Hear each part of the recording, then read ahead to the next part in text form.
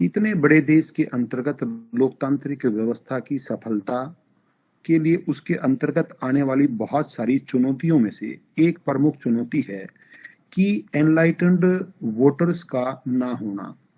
इसके पीछे कारण ये है कि बहुत सारे जो वोटर्स हैं, जो यंग वोटर्स हैं, वो अपने वोटिंग कार्ड बनवाने तक की प्रक्रिया में तो अपने आप को शामिल मानते हैं, लेकिन वोट कास्ट जो करने की प्रोसेस है on the particular day of election, उसके अंतर्गत जो बायसनेस, जो इन्फ्लुएंस और जो पॉलिटिकल करप्शन की दूसरी गतिविधियां उनके पॉलिटिकल सोशलाइजेशन को प्रभावित करती है, जिसकी वजह से एक सामान्य नागरिक, एक सामान्य वोटर अपने आप को राजनीतिक प्रक्रिया की डिसीजन मेकिंग प्रोसेस में स्वतंत्र महसूस नहीं करता। इसलिए नेशनल वोटर्स डे का इम्पोर्टेंस राजनीति विज्ञान के विद्यार्थी के नाते या किसी भी सोशल साइंस या फिजिकल साइंसेज के ग्रेजुएट विद्यार्थी के लिए समझना और भी ज्यादा महत्वपूर्ण हो जाता है। It is our moral responsibility to take the decision where you want to cast your own important vote. आपका जो एक मत है वो बहुत महत्वपूर्ण है आपके रिप्रेजेंटेटिव को ठीक से चुने जाने की प्रक्रिया के अंतर्गत। बहुत सारा इलेक्शन की प्रक्रिया के अंतर्गत ना केवल भारत में बल्कि दुनिया के दूसरे डेमोक्रेटिक कंट्रीज में भी जो अनुभव है कि एक बड़ा प्रतिशत वोटर्स का वोट कास्ट नहीं करता है और वो पैसिव रेजिस्टेंस के साथ अपने आप को आइसोलेशन में वोटर डे के दिन रखता है, जिसकी वजह से बहुत सारा पॉलिटिकल करप्शन में इन्वॉल्व जो रिप्रेजेंटेटिव्स हैं वो विनिंग पोजीशन में चले जाते हैं। इसलिए हर इंडिविजुअल का एक एक वोट बहुत इम्पोर्टेंट तरीके से, व्यवस्थित तरीके से, अपनी स्वतंत्र सोच के साथ जिस भी उम्मीदवार को, चाहे वो दल राजनीति के साथ जुड़ा हुआ है और चाहे वो निर्दलीय के तौर पर एक रिप्रेजेंटेटिव के तौर पर इलेक्शन कंटेस्ट कर रहा है, उसमें उसका पार्टिसिपेट होना, ना केवल वोटर डे के अंदर वोट डालना बल्कि भारत के अंतर्गत सेकेंड वर्ल्ड वॉर की समाप्ति के बाद जो पॉलिटिकल सोशलाइजेशन की प्रोसेस है, जिसमें राजनीतिक दलों के द्वारा, पॉलिटिकल सिस्टम या गवर्नमेंट के द्वारा जो एफर्ट सिटीजन को राजनीतिक गतिविधियों या पॉलिटिकल कंसेप्चुअलाइजेशन की नोइंगनेस के नाते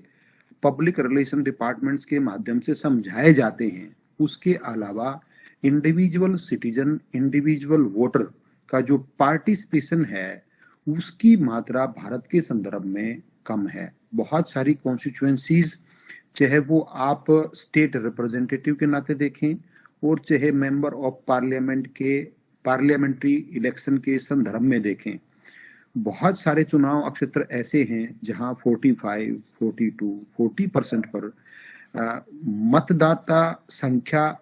वोट कास्ट करने वालों की रहती है और उसी में से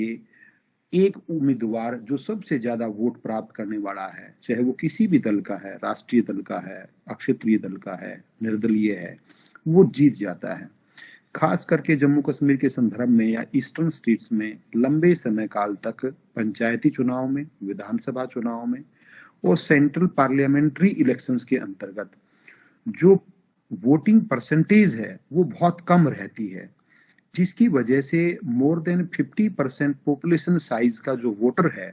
वो अपनी पॉलिटिकल डिजायर को वोट के रूप में पार्टिसिपेट ही नहीं कर पाता है। इसलिए एनलाइटेंड वोटर का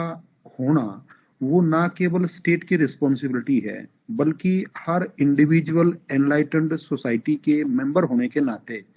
हर इंडिविजुअल पर्सनैलिटी की ये मॉरल रिस्पॉन्सिबिलिटी है कि वो उस इलेक्शन प्रोसेस के अंतर्गत अपने आप को रिप्रेजेंटेटिव और डिसीजन मेकिंग दोनों में पार्टिसिपेट करवाए और ना केवल वोटर्स डे में बल्कि पॉलिटिकल कैंपेन्स में अपने आइडियोलॉग को और राजनीतिक दल के इलेक्शन मैनिफेस्टो के अंतर्गत जो भी पॉइंट्स पॉलिटिकल पार्टीज के द्वारा डाले जाते हैं उस पर सोसाइटी पीयर ग्रुप में अपने क्लास फेलो स्टूडेंट्स के साथ या अपने परिवार के अंतर्गत एक हेल्दी डिस्कशन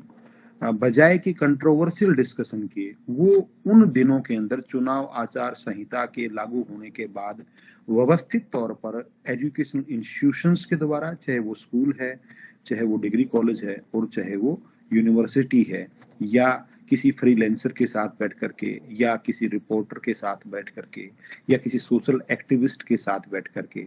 या समाज के अंतर्गत वो इंडिविजुअल्स जो पॉलिटिकल साइंस के नाते ही नहीं बल्कि सोसाइटी को डिफरेंट एंगल्स के सोशियो इकोनॉमिक पॉलिटिकल डायमेंशन से समझने की क्षमता रखते हैं।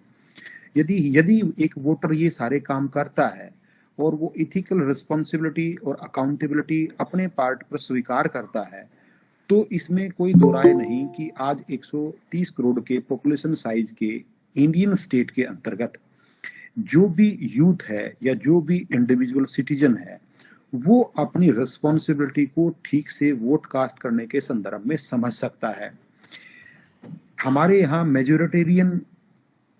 पॉइंट ऑफ व्यू को एक्सेप्ट किया गया है।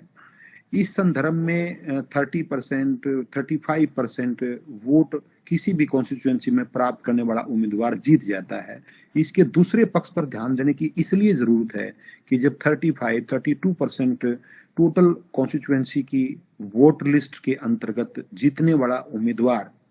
तो अपने इलेक्शन कंटेस्ट के बाद मेंबर ऑफ स्टेट लेजिस्लेटिव या मेंबर ऑफ पार्लियामेंट बन जाता है, लेकिन उस प्रक्रिया के अंदर जो 65% लोग जिन्होंने वोट ही कास्ट नहीं की, उनकी डिजायर और उनका रिप्रेजेंटेशन वो राजनीतिक व्यवस्था में एक तरीके से गुम माना जाता है। हमारा जो कंसर्न है डे स्पेसिफिक, आज जैसा मैडम ने बताया, वो उन 65 या जिस भी कॉन्स्टिट्यूएंसी में जितना भी वोट प्रतिशत है जो लोग वोट नहीं डालते हैं, उनको एनलाइटन करना। एनलाइटन करने का अर्थ है कि उसको जागरूक करना, उसको उसकी मॉरल रिस्पॉन्सिबिलिटीज को समझाना। स्टेट अपने आप में पॉलिटिकल पावर को रिप्रेजेंट जरूर करती है, लेकिन स्टेट पावर के साथ साथ इंडिविजुअल जो सिटीजन है, जो वोटर है, वो अपनी वर्थ को समझे और उसको ड्यूटीफुलनेस के आधार पर स्वीकार करे और उस राजनीतिक प्रक्रिया को इस रूप में स्वीकार करे कि जो रिप्रेजेंटेटिव हम स्टेट या सेंट्रल लेजिस्लेचर में भेजते हैं वही देश भर के लिए पॉलिसी फॉर्मेशन का काम करते हैं। इसलिए एक पक्ष नेशनल वोटर्स डे पर जो मुझे आपसे शेयर करने के लिए कहा गया था, तो मेरी हम्बल सबमिशन इस एकेडमिक डिस्कोर्स के कंसर्न में वो ये है विद्यार्थियों को कि हमें अपने दिनचर्या के अंतर्गत न्यूज को, न्यूज़पेपर को, चाहे वो प्रिंट मीडिया है चाहे इलेक्ट्रॉनिक मीडिया है, डिबेट डिस्कशन को, चाहे उसके अंतर्गत टीचर सहयोग करें, चाहे पेरेंट्स सहयोग करें, चाहे पीयर ग्रुप आपका सहयोग करे, या सोसाइटी के अंतर्गत किसी भी एकेडमिक डिस्कोर्स को मेंटेन करने वाले व्यक्ति के साथ डिस्कशन करने की बात हो, उसको कंसिस्टेंटली, उसको लगातार समाज के बीच में रखना चाहिए। इतना भी नहीं है कि वोटिंग के दिन ही वोट कास्ट करने से हमारी रिस्पॉन्सिबिलिटी हमारे पार्ट पर कंप्लीट होती है। मेरा व्यक्तिगत मानना यह है कि हर इंडिविजुअल सिटीजन को 365 वर्षों में जो भी पॉलिटिकल डायलॉग या जो भी पॉलिटिकल पॉलिसी फॉर्मेशन पार्लियामेंट या स्टेट लेजिस्लेचर से निकल करके आती है, उसके संदर्भ में अवेयरनेस जो है वो, और अवेयरनेस के साथ उस पॉलिसी पर कंसर्न और उस पॉलिसी से जिस पॉपुलेशन साइज को बेनिफिट होना है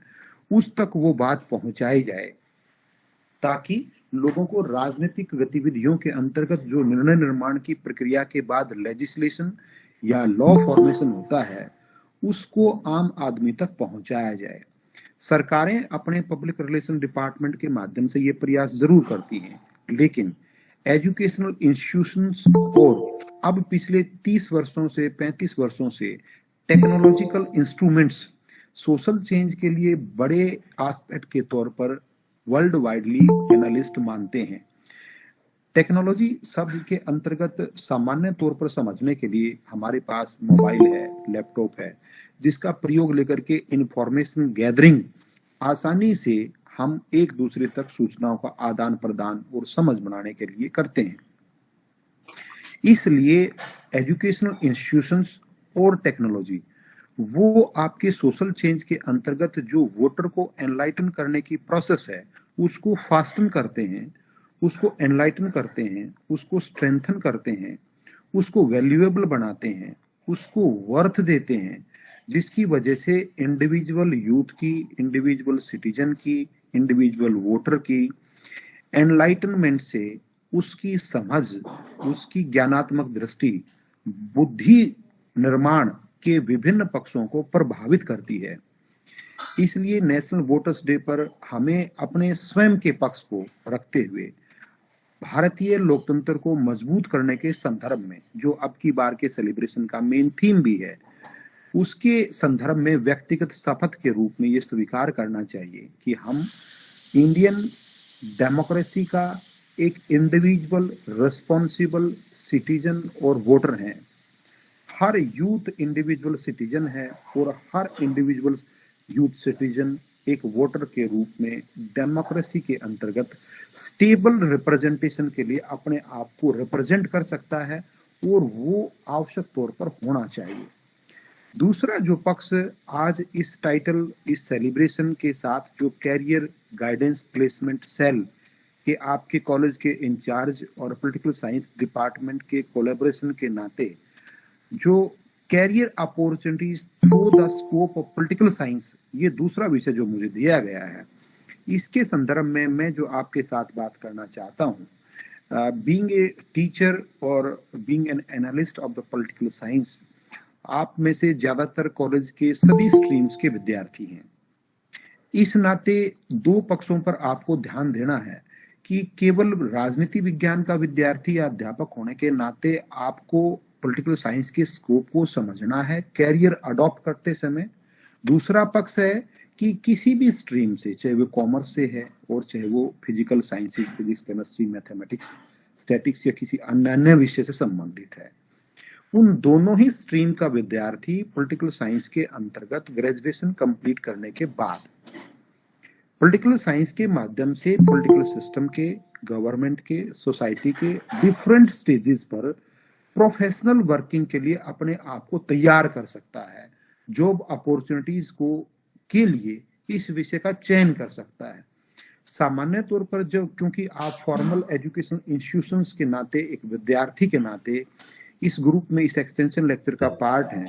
तो हमें सोसाइटी के अंतर्गत न्यूज़पेपर या इलेक्ट्रॉनिक मीडिया के माध्यम से जब भी पॉलिटिकल साइंस सब्जेक्ट के संदर्भ में कोई भी जानकारी या विषयगत जानकारी मिलती है और उसको कैरियर अपॉर्चुनिटी के तौर पर हम उस विषय को यदि अडॉप्ट करना चाहते हैं, तो एक ग्रेजुएट विद्यार्थी के लिए जो खास करके क्लास 1 सर्विसेज के लिए एस्पिरेंट हैं, अभी प्रेरित हैं और अपने आप को सोसाइटी के अंतर्गत एक एडमिनिस्ट्रेटिव हायरार्की के नाते क्लास 1 जॉब के लिए तैयार करना चाहते हैं, उसके संदर्भ में यूपीएससी के द्वारा, यूनियन पब्लिक सर्विस कमीशन, संघ लोक सेवा आयोग के द्वारा आपके लिए कई सारे विषयों के चयन की अपॉर्चुनिटी दी जाती है, जिसमें एक विषय के तौर पर पॉलिटिकल साइंस जो है वो पिछले 74 ईयर्स में खास करके ब्रिटिश इंडियन गवर्नमेंट से इंडियन सॉवरेनिटी प्राप्त करने के बाद सबसे महत्वपूर्ण और आकर्षक विषयों में से एक माना जाता है। इसलिए जो विद्यार्थी सिविल सर्विसेज के लिए एस्पिरेंट हैं, वो पॉलिटिकल साइंस को एक विषय के तौर पर चयन कर सकते हैं, ना केवल एकेडमिक सफलता और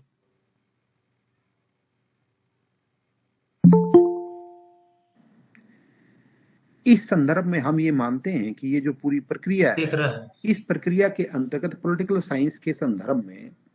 एक विषयगत चुनाव की दृष्टि से एकेडमिक डिस्कोर्स और एकेडमिक अपॉर्चुनिटी के तौर पर यूपीएससी के आकर्षक विषयों में से, जागरूक विषयों में से सोशल साइंस के एक महत्वपूर्ण विषय के तौर पर राजनीति विज्ञान या पॉलिटिकल साइंस को एक ग्रेजुएट विद्यार्थी सिविल सर्विसेज की तैयारी करते समय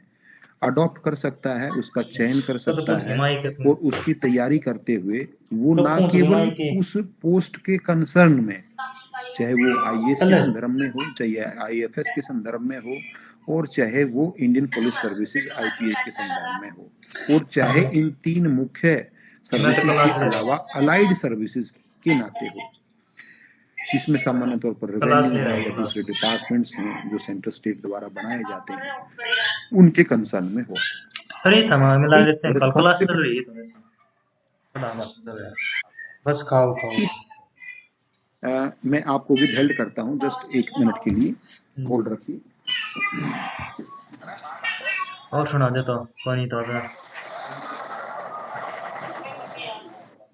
मम्मी है। और कहाँ पर गए सभी? दिल्ली में लॉकडाउन लगा हुआ है क्या अभी तो? शनिवार एतवार का है। चलो सही है। स्कूल सकूल लग गए तुम्हारे वहां पर या फिर अभी छुट्टी चल रही थी? इस कंसर्न में बीइंग ए स्टूडेंट और पेपर बीइंग में पड़ा है। A teacher of political science, it अच्छा is अच्छा। the very highlighted concern सही है। to adopt political science for the preparation of the civil services in India। वो कहाँ ये पर गई बहुत नारोई? महत्वपूर्ण तौर पर हम नारायणी ऐसा कहाँ पर मानते गई? हैं कि सोशल साइंसेज में जो पॉलिटिकल साइंस ऑप्ट करने वाले विद्यार्थी कहाँ हैं, पर है? उनको ना केवल स्टेटशिप के बारे में, अच्छा बस गई। ना केवल गवर्नमेंट के बारे में, बल्कि सोसाइटी उसको के कितने पैसे सोशियो मिलते हैं नौकरी इकोनॉमिक में? और पॉलिटिकल एंगल्स को समझने में और इंडिविजुअल का जो सोशलाइजेशन है उसको सही है यार। समझने में बाकी विषयगत दृष्टि से हम इस विषय को हाँ। सिविल सर्विसेज के लिए तो ज्यादा प्रैक्टिस चल रही है अभी उपयुक्तता की उसकी। दृष्टि से इंडिविजुअल एनलाइटनमेंट के कंसर्न के साथ भी देखते हाँ हैं। प्रैक्टिस चल रही है उसकी एक प्रैक्टिस। पॉलिटिकल साइंस का बताइए। विद्यार्थी या जिसने कैरियर अपॉर्चुनिटी के तौर पर सिविल सर्विसेज के मेरा भी अंतर्गत यही काम पॉलिटिकल है। साइंस को अडॉप्ट किया है और यदि वो मेरा भी यही सफलता काम के है। बाद किसी पोस्ट को होल्ड करता है फिलहाल मैं ऑफिस तो में वो बैठा हूँ। बाकी विषयगत जानकारियों मेरा के ऑफिस में अलावा जिस पोस्ट पर वो बैठ करके एडमिनिस्ट्रेटिव हायरार्की के अंतर्गत एक रेस्पॉन्सिबल एडमिनिस्ट्रेटिव वर्किंग को रिप्रेजेंट करता है, उसकी अंडरस्टैंडिंग सोसाइटी के संदर्भ में बाकी विषयों के जानकार के अलावा ज्यादा ग्राह्यता से समझने के संदर्भ में समझी जा सकती है। उसके पीछे कारण ये है कि हर इंडिविजुअल एक जब ग्रुप के रूप में अपने आप को रिप्रेजेंट करते हैं तो सामान्य तौर पर हम उसको सोसाइटी के रूप में काउंट करते हैं, या यूं कह लीजिए कि सोसाइटी जो है वो ग्रुप ऑफ इंटरेक्टेड पर्सन्स है जिसके अंतर्गत बहुत सारे लोग एक समूह में किसी संबंध की वजह से जुड़े रहते हैं, चाहे वो संबंध माता पिता का संबंध है, चाहे पुत्र पुत्री का संबंध है, चाहे वो ब्रदर का है, चाहे किसी रिलेटिव के नाते है। जब कुछ एक लोग आपस में किसी संबंध की वजह से जुड़ते हैं और कॉमन वैल्यूज को शेयर करते हैं तो उसकी वजह से समाज की संरचना का इवोल्यूशन शुरू होता है। इसलिए पॉलिटिकल साइंस को एक सब्जेक्ट कैरियर अपॉर्चुनिटी के कंसर्न में समझना वो सोसाइटी की समझ को भी बढ़ाता है। जब हम पॉलिटिकल साइंस के स्कोप के संदर्भ में और सफलता की दृष्टि से यूपीएससी के सक्सेस रेट को देखते हैं तो 74 ईयर्स के अंतर्गत जो संख्या है वो पॉलिटिकल साइंस को अडॉप्ट करने वालों की ज्यादा है। इसलिए सिविल सर्विसेज के कंसर्न में पॉलिटिकल साइंस एक समझ बढ़ाने वाले और सफलता प्राप्त करने वाले एक उपयुक्त विषय के तौर पर चयन की दृष्टि के रूप में समझा जा सकता है। दूसरा जो अपॉर्चुनिटी पॉलिटिकल साइंस को एक विषयगत दृष्टि के नाते यदि हम समझना चाहते हैं तो उसके अंतर्गत पॉलिसी एनालिस्ट के नाते देखिए सोसाइटी के अंदर डिफरेंट सेक्शंस अपने आप को किसी न किसी वर्किंग प्लेस पर डिफरेंट स्टेजेस पर रिप्रेजेंट करते हैं। पॉलिटिकल साइंस के अध्ययन करने वाला व्यक्ति फ्रीलांसर के तौर पर भी और उसको प्रोफेशनल वर्किंग आउटलुक के पैटर्न के आधार पर भी सेंटर और स्टेट की जो पॉलिसीज का निर्माण पार्लियामेंट या स्टेट लेजिस्लेचर में किया जाता है उसके कंसर्न को समझना, उसको रिप्रेजेंट करना, उसके संदर्भ में सोसाइटी की बेनिफिशियरी पॉपुलेशन साइज को उस पॉलिसी के संदर्भ में जानकारियां उपलब्ध कराना और सोसाइटी के उस रेशियो को रिप्रेजेंट करना जो उस पर्टिकुलर पॉलिसी के बेनिफिशियरी पार्ट के रूप में सोसाइटी में एग्जिस्ट करते हैं। इसलिए पॉलिटिकल साइंस के अध्ययन चाहे वो ग्रेजुएशन है और चाहे पर्टिकुलर पॉलिटिकल साइंस में पोस्ट ग्रेजुएशन के कंसर्न में है, उन दोनों ही कंसर्न के बाद किसी आपको एमएनसी या स्टेट या सेंट्रल गवर्नमेंट की जॉब्स के अलावा आप इंडिविजुअल अपनी एजेंसी पॉलिटिकल एनालिस्ट के तौर पर एस्टैब्लिश कर सकते हैं। आप उसमें स्टाफ रिक्रूटमेंट कर सकते हैं और सेंट्रल स्टेट के अंतर्गत डिफरेंट पॉलिटिकल पार्टीज के लिए बहुत सारे social organisation based survey organise कर सकते हैं और सरकारें जो पॉलिसी निर्माण करती हैं उसके लिए फीडबैक का काम आप अपनी एजेंसी के माध्यम से कर सकते हैं, या पॉलिसी फॉर्मेशन से पहले एमपीज एमएलएज को आप अपनी सजेशन के माध्यम से किसी भी सोसाइटी के पोर्शन को बेनिफिट कराने के लिए उनको उसके पॉजिटिव एस्पेक्ट्स को समझा सकते हैं। और यदि आप किसी पर्टिकुलर किसी एमपी एमएलए के साथ जुड़ करके उसके लिए रॉ मटेरियल जो सोसाइटी के संदर्भ में पॉलिटिकल अवेयरनेस के संदर्भ में या किसी पॉलिटिकल पार्टी की नीड बेस्ड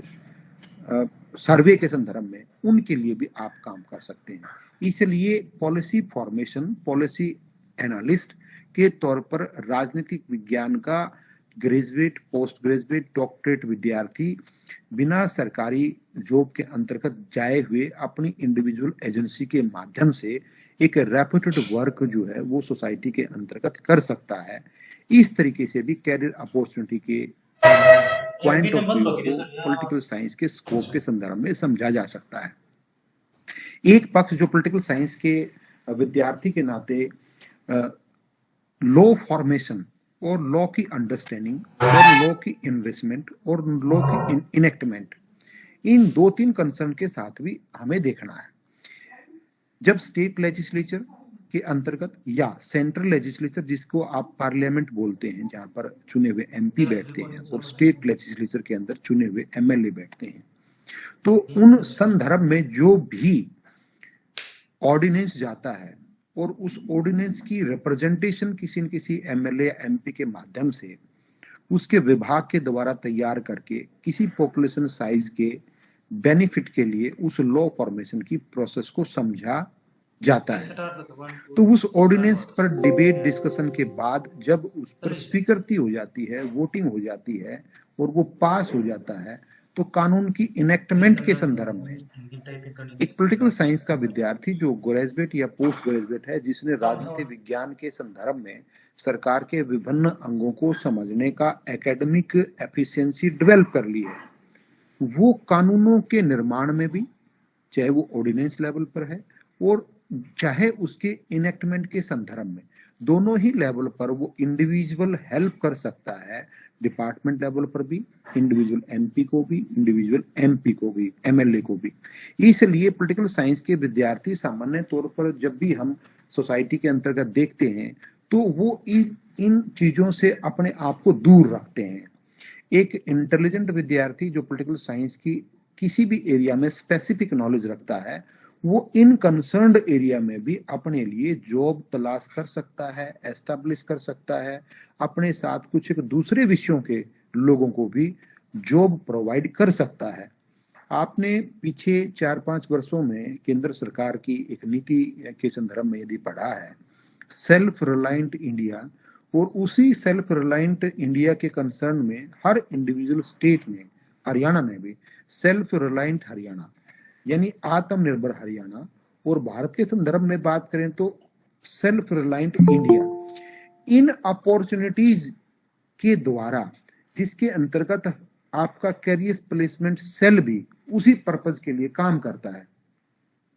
जिसमें एक बेसिक हेतु रहता है don't be job seeker be job provider. ये जो कंसर्न है जो सोशल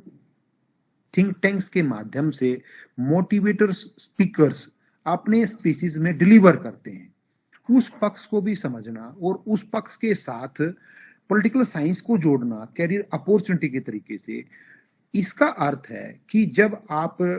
जॉब अपॉर्चुनिटीज को क्रिएट करने की बात करते हैं और गवर्नमेंट सर्विस सेक्टर चाहे वो ऑर्गेनाइज्ड है और चाहे ऑर्गेनाइज्ड के अलावा अनऑर्गेनाइज्ड सेक्टर है, उसके अंतर्गत भी हमें जॉब अपॉर्चुनिटीज को समझना है। हमारे देश भर के अंतर्गत सेंट्रल स्टेट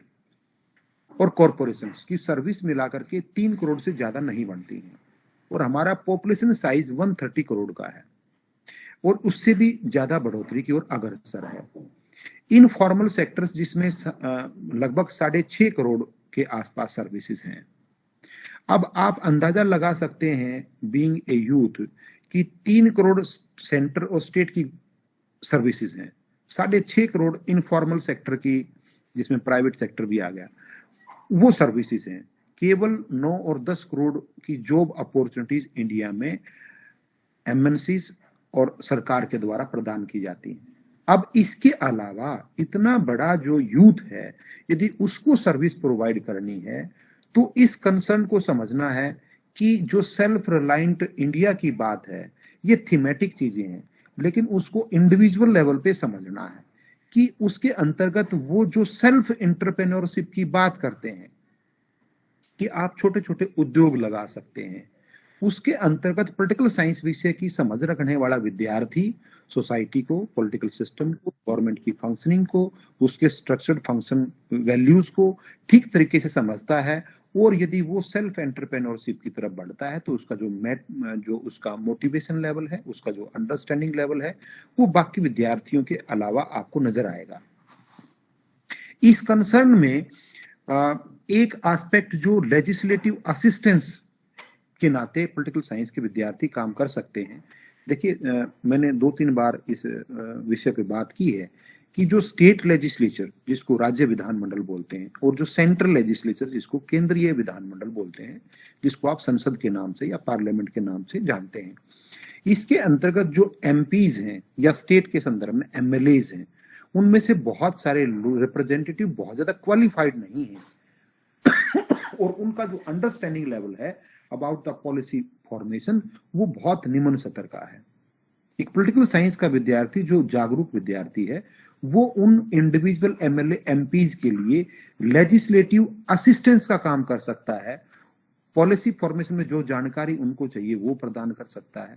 उनके साथ एंगेज होकर के पॉलिसी फॉर्मेशन के लिए क्या सोसाइटी का किस पोर्शन के साथ बातचीत करने की जरूरत है, और किस तरीके से ये पॉलिसी कितने बड़े पॉपुलेशन साइज को बेनिफिट दे सकती है, इसके लिए काम कर सकता है। इसका अर्थ है कि पॉलिटिकल साइंस का जो विद्यार्थी है, ग्रेजुएट और पोस्ट ग्रेजुएट, वो लेजिस्लेटिव असिस्टेंस के नाते इनफॉर्मल सेक्टर के अंतर्गत रहते हुए, इंडिविजुअल फ्रीडम के साथ काम करते हुए देश के डिसीजन मेकिंग में प्रोफेशनल तरीके से न केवल अर्निंग गेन कर सकता है, बल्कि पॉलिसी फॉर्मेशन में अपने प्रभाव का प्रयोग कर सकता है। इसी संदर्भ में पॉलिटिकल साइंस के विद्यार्थी के लिए एक जो जॉब अपॉर्चुनिटी है, वो 2 पक्षों के साथ जुड़ी है। एक जर्नलिज्म के साथ जुड़ी हुई है और एक सोशल मीडिया मैनेजर के नाते जुड़ी हुई है। जब सोशल मीडिया मैनेजर की बात करते हैं तो ये ज्यादातर नेशनल और रीजनल पॉलिटिकल पार्टीज अपने साथ पॉलिटिकल साइंस के अध्येता या विद्यार्थियों को जोड़ करके प्रेस रिलीज तैयार करना, सोसाइटी की नीड को समझना और उस नीड के बेस पर अपने इलेक्शन मैनिफेस्टो को तैयार करना, और बाद में इलेक्शन कंटेस्ट करने के बाद उस पर्टिकुलर पार्टी के फीडबैक के लिए सोशल मीडिया मैनेजर एजेंसी स्थापित कर सकते हैं, जो आप स्वतंत्र बैठ करके उसमें अर्निंग भी कर सकते हैं और अपने अक्षेत्र या अपने अक्षेत्र से बाहर के किसी भी पॉलिटिकल पार्टी के काम को प्रोफेशनल तरीके से अडॉप्ट कर सकते हैं। जर्नलिज्म दोनों ही पक्षों के साथ जुड़ा हुआ है। यदि सर्विस सेक्टर में जाना है तो भी पॉलिटिकल साइंस एक बेसिक रिक्वायरमेंट के तौर पर एक अंडरस्टैंडिंग के लिए जरूरी है, और यदि आप फ्रीलांसर हैं या कोरस्पोंडेंट हैं किसी भी न्यूज़पेपर के या इलेक्ट्रॉनिक मीडिया चैनल के, तो भी आपको पॉलिटिकल साइंस की अंडरस्टैंडिंग जो है वो देश के डिस्ट्रिक्ट लेवल के एडमिनिस्ट्रेशन के लिए, स्टेट लेवल के एडमिनिस्ट्रेशन के लिए, सेंट्रल लेवल के एडमिनिस्ट्रेशन के लिए, और तीनों ही पक्षों पर डेमोक्रेटिक सेटअप को समझने के लिए पॉलिटिकल साइंस का विद्यार्थी ज्यादा उपयुक्त माना जाता है जर्नलिज्म के अक्षेत्र के अंतर्गत, जिसमें वो कैरियर अपॉर्चुनिटी अडॉप्ट कर सकता है। एक बड़ा फैक्टर जो है वो मार्केटिंग रिसर्च एनालिस्ट का भी माना जाता है। ये ठीक इसी तरीके से काम करते हैं। आपने देखा होगा कि इलेक्शन से पहले बहुत सारी एजेंसीज इलेक्शन के संदर्भ में अपनी फोरकास्टिंग करती हैं। सर्वे बेस्ड होता है वो, पॉपुलेशन जिस भी कॉन्स्टिट्यूएंसी का जितना भी बड़ा पॉपुलेशन साइज है उसका वोटर्स का साइज निकाला जाता है, और उसमें एक रेशो के आधार पर इंटरव्यू से या शेड्यूल से, क्वेश्चनायर से,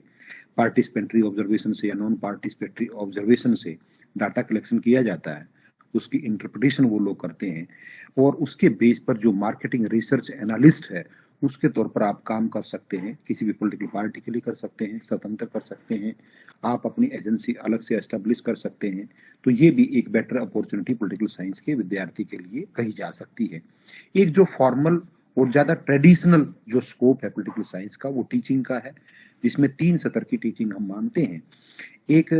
स्कूल लेवल पर, एक कॉलेज लेवल पर या यूनिवर्सिटी लेवल पर, और तीसरा इसके अलावा वो किसी भी ऑटोनॉमस बॉडी के अंतर्गत भी पॉलिटिकल साइंस का डॉक्टरेट या पोस्ट ग्रेजुएट या क्वालिफाइड व्यक्ति बैठ करके काम कर सकता है। टीचिंग जो है वो एक ज्यादातर प्रेफर किए जाने वाला क्षेत्र है, और उसके अंतर्गत सोशल साइंसेज के अंतर्गत पॉलिटिकल साइंस एक मेजोरिटेरियन ओपिनियन के साथ उभर करके सामने आता है सोसाइटी में, और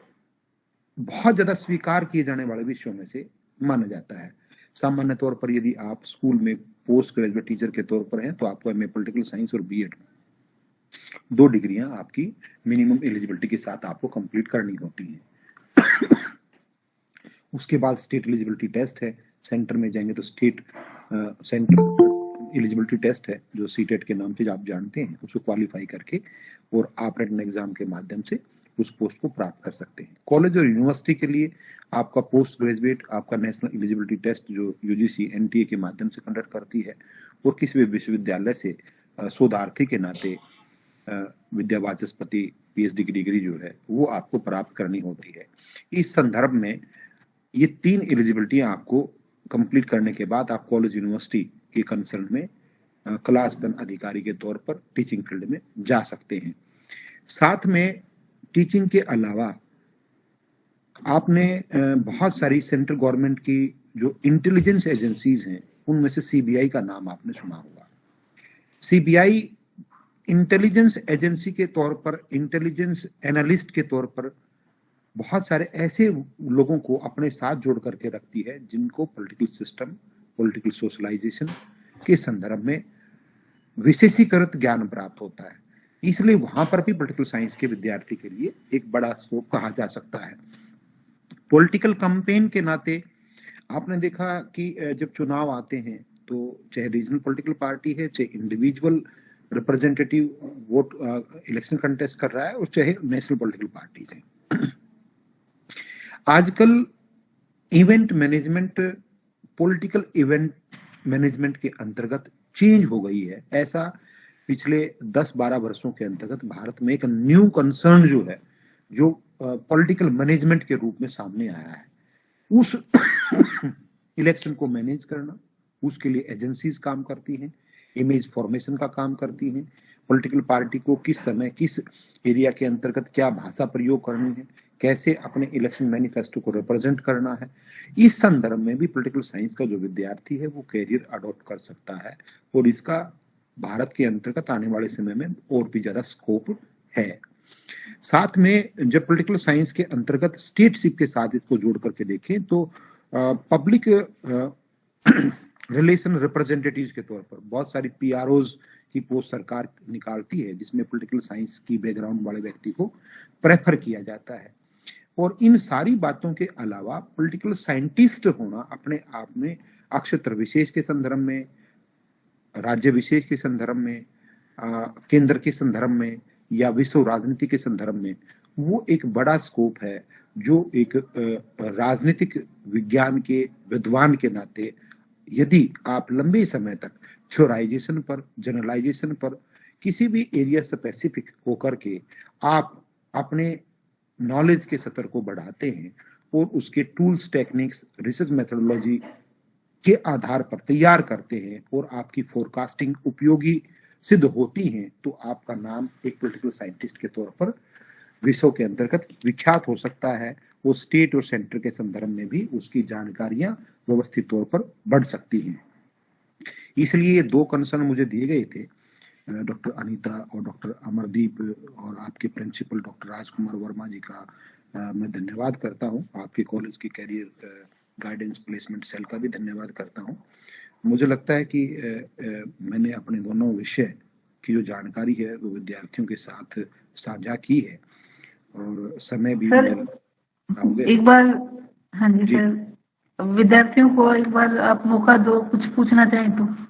ठीक, किसी भी विषय पे। आपको 5-7 मिनट का समय है डिस्कशन के लिए, क्योंकि उसके बाद मेरा नेक्स्ट लेक्चर है, इसलिए आप अपना प्रश्न पूछिए, जिसका भी जो भी विद्यार्थी का प्रश्न है, एक एक करके पूछिए, यदि कि कोई प्रश्न है तो आप एक बार पूछ लीजिए, फिर मैं बाद में इकट्ठा सबका जवाब आपको दे दूंगा। मैं नोट कर लेता हूं, जो विद्यार्थी पूछना चाहता है पूछ सकता है।